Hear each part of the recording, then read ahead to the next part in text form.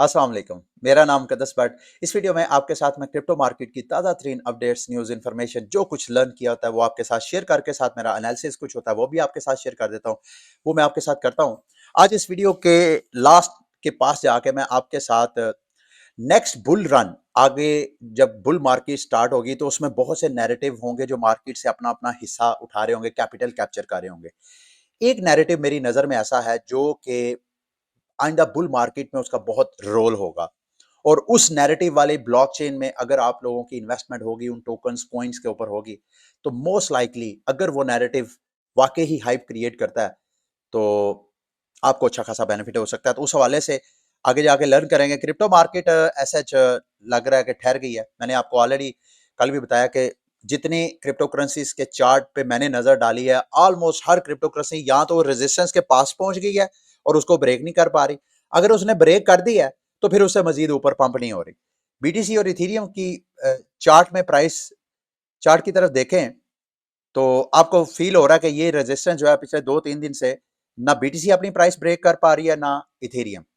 फिलहाल जो ये जो रैली थी आपको पता है जो मैक्रो थोड़ी डेवलपमेंट हुई है पॉजिटिव, जिसमें अमेरिका और चाइना की तरफ से बॉर्डर्स ओपन करना, ये जो कोविड की वजह से रिस्ट्रिक्शन का एक खतरा था वो टलना, इस वजह से थोड़ी सी मैक्रो चेंजेस अच्छी होने की वजह से ये मार्केट ने रैली पकड़ी थी।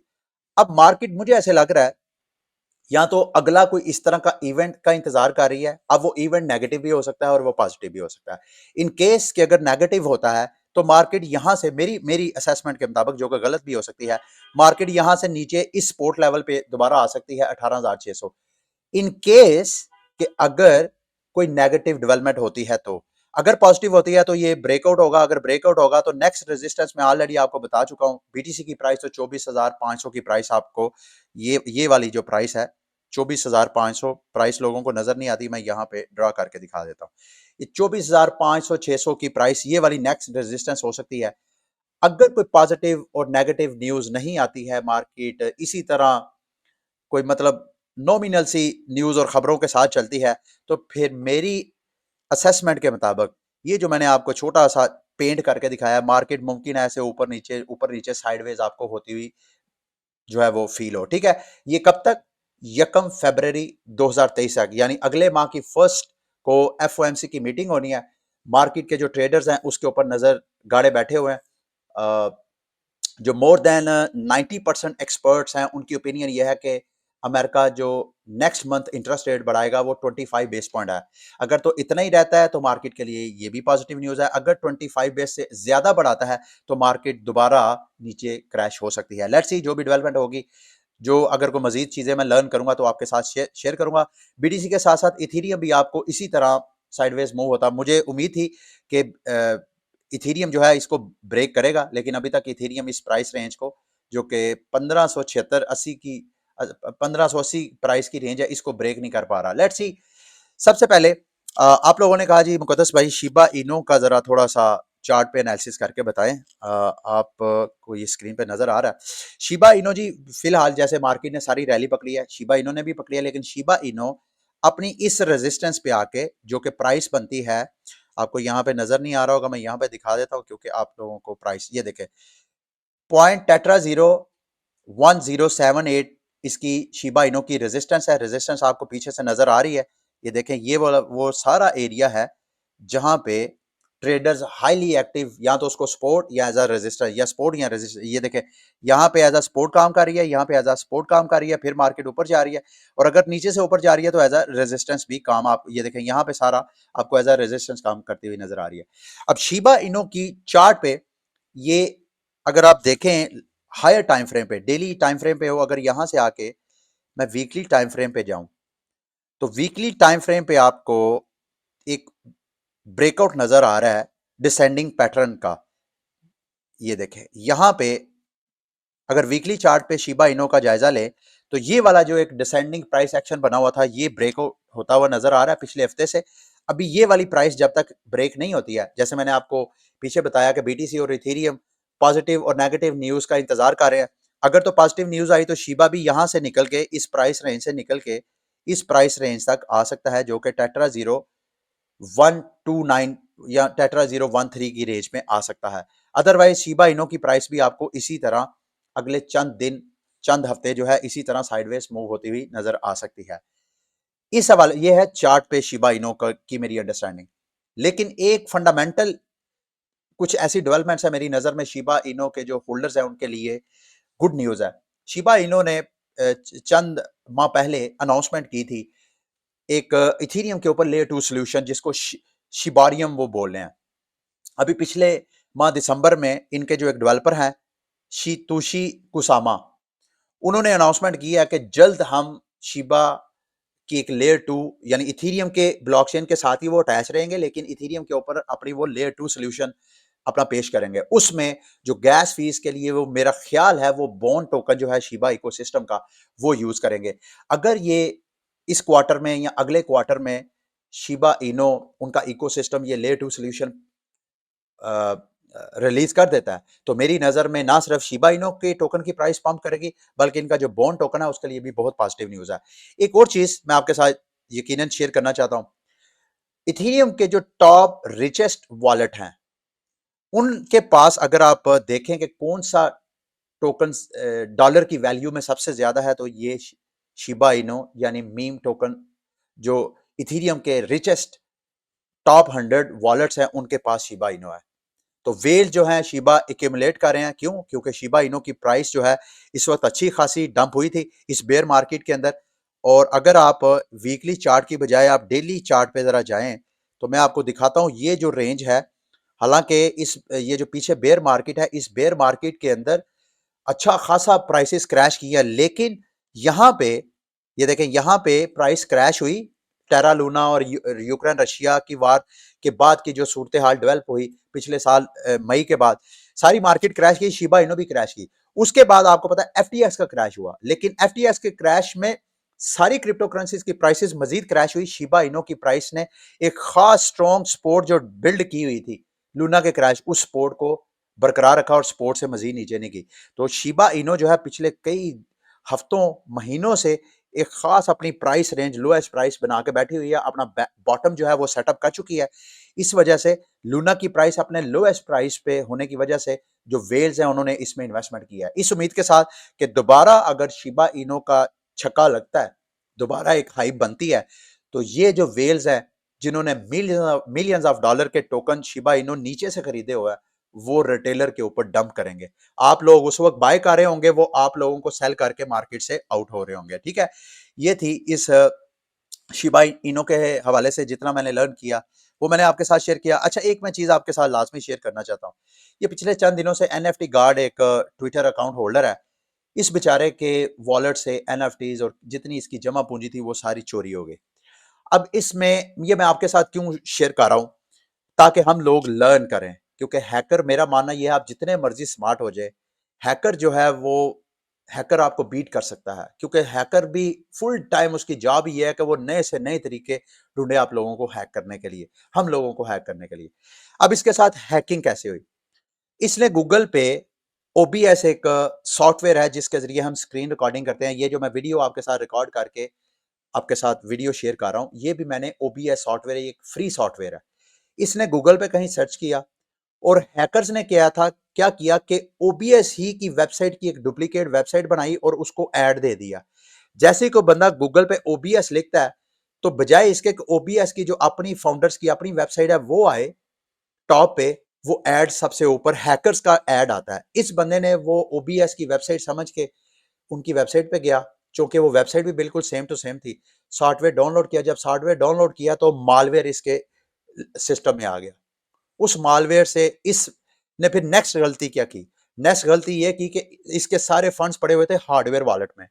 हार्डवेयर वॉलेट की जो प्राइवेट की होती है वो प्राइवेट की इसने मेटामास्क में इंपोर्ट कर ली। यानी ये चाहता तो अपने हार्डवेयर वॉलेट को अपने मेटामास्क के साथ कनेक्ट कर सकता था।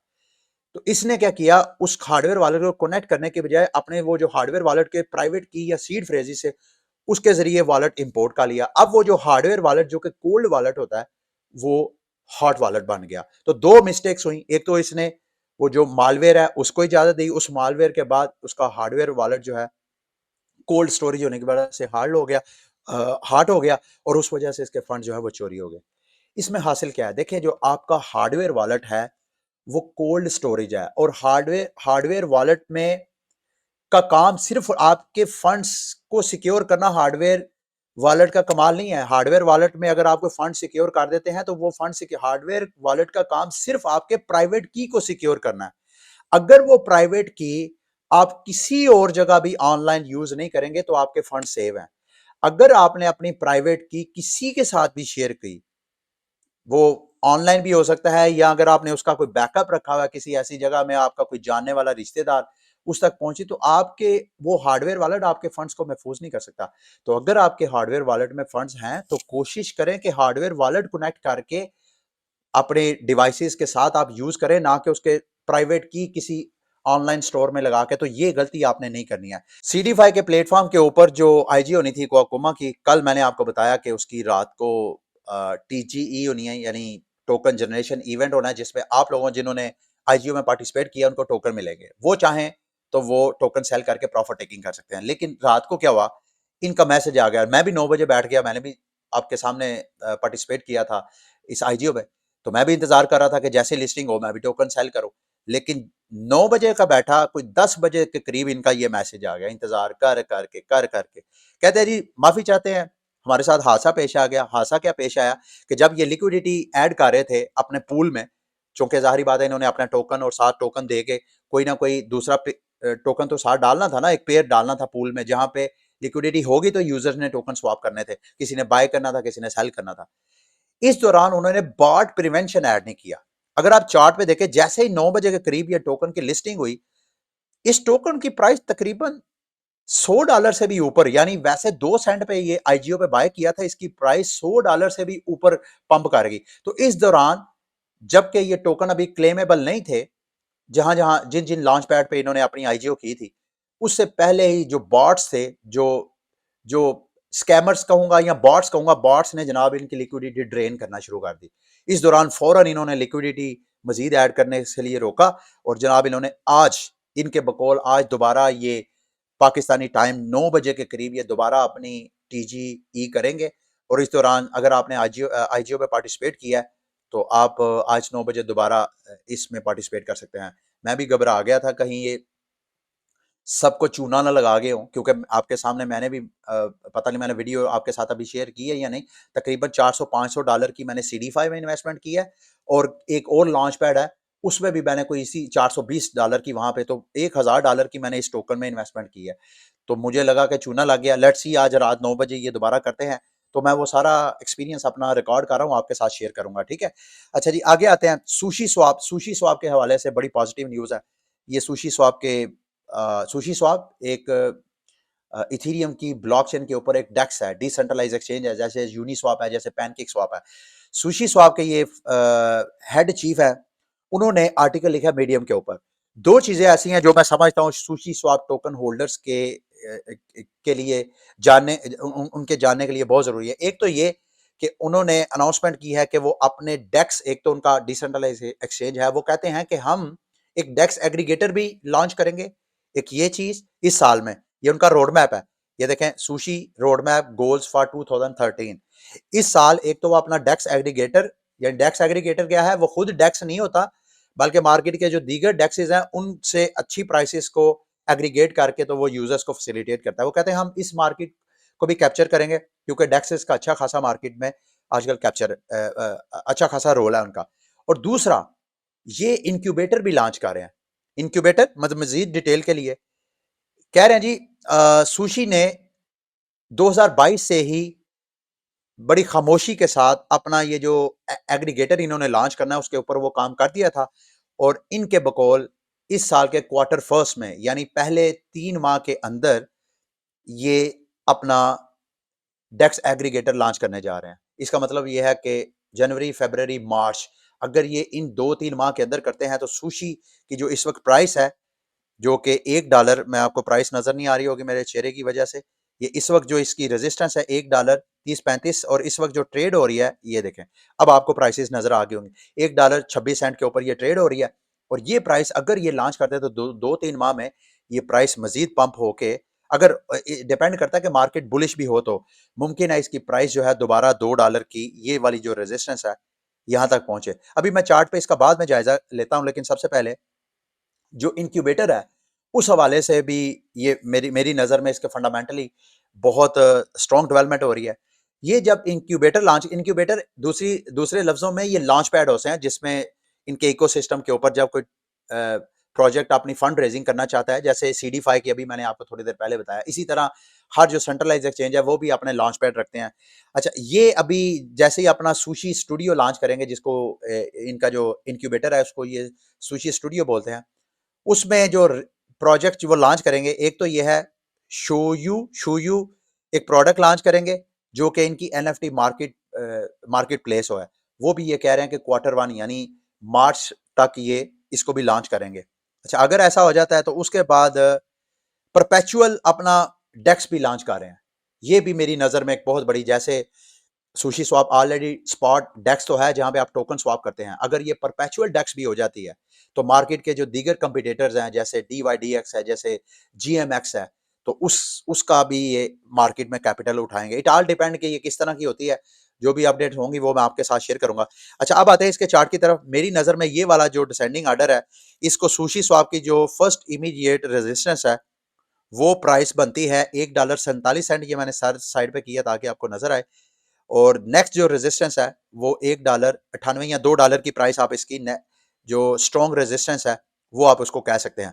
अच्छा, सुशी स्वैप का जो ऑल टाइम हाई प्राइस है वो $24-25 के करीब है। इस वक्त ये अपने लोएस्ट प्राइस पे ऑलमोस्ट ट्रेड हो रहा है।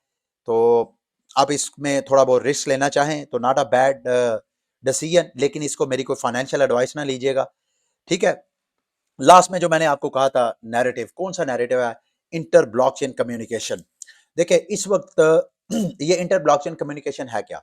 इस वक्त अगर आपके पास इथेरियम में आपके पास टोकन पड़े हुए हैं और आपने सोलाना की ब्लॉकचेन में कोई टोकन खरीदना है या वहां कोई ट्रेडिंग करनी है उनके प्लेटफॉर्म के ऊपर, तो आप की मजबूरी है कि आप ब्रिजेस के जरिए, ब्रिज क्या होते हैं, अगर आप अक्सर आप क्रिप्टो मार्केट में सुनते हैं ना, जैसे रोनन ब्रिज, जैसे नोमैड, इस तरह के ब्रिजेस जो हैं मार्केट में, बहुत से ब्रिजेस हैं क्रिप्टो मार्केट में। वो ब्रिज क्या करते हैं?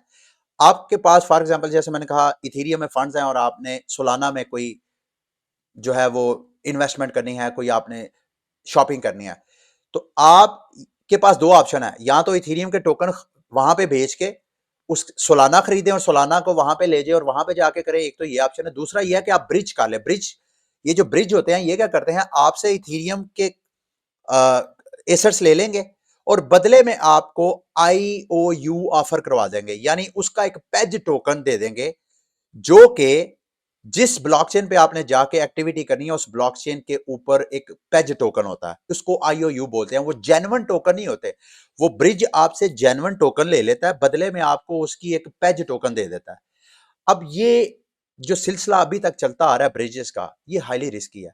इस वक्त क्रिप्टो मार्केट के जो सबसे बड़े हैक्स हैं इन ब्रिजेस पे हुए हैं। तकरीबन $2 बिलियन इन ब्रिजेस से, आपको याद होगा पिछले दिनों रोनन ब्रिज से 600 मिलियन, मेरा ख्याल है पिछले साल के अर्ली मंथ में, मेरा ख्याल है अगर मैं गलत नहीं हूं तो ये हैक हुआ था। $600 मिलियन का ये हैक था, ये बहुत बड़ा हैक था। इसके अलावा वार्म होल, फिर इस तरह के दो चार और ब्रिजेस का मिला के। तो ब्रिजेस जो है हाईली रिस्की होते हैं। जब आप ब्रिजेस के जरिए एक ब्लॉकचेन से दूसरी ब्लॉकचेन पे टोकन लेके जाते हैं तो वो हैक होने के चांसेस होते हैं, तो वो रिस्की है।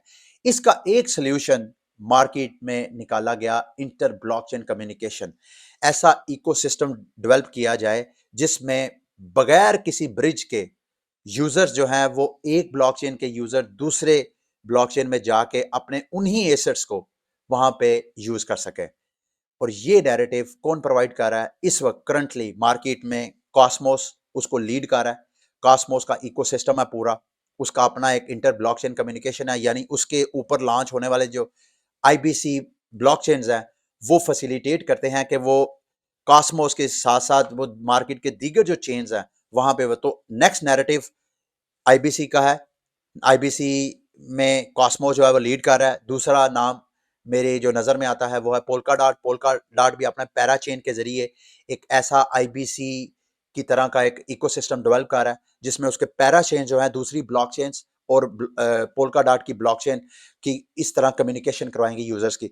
इसी तरह नियर प्रोटोकॉल भी आईबीसी बेस इकोसिस्टम बिल्ड कर रहा है, और कुछ मार्केट की ब्लॉकचेन्स ऐसी होंगी जो मेरे नॉलेज में नहीं। अगर आपको पता है तो इस वीडियो की डिस्क्रिप्शन में बताइएगा, ताकि मेरे जो कम्युनिटी मेंबर्स हैं वो लर्न करें आपसे।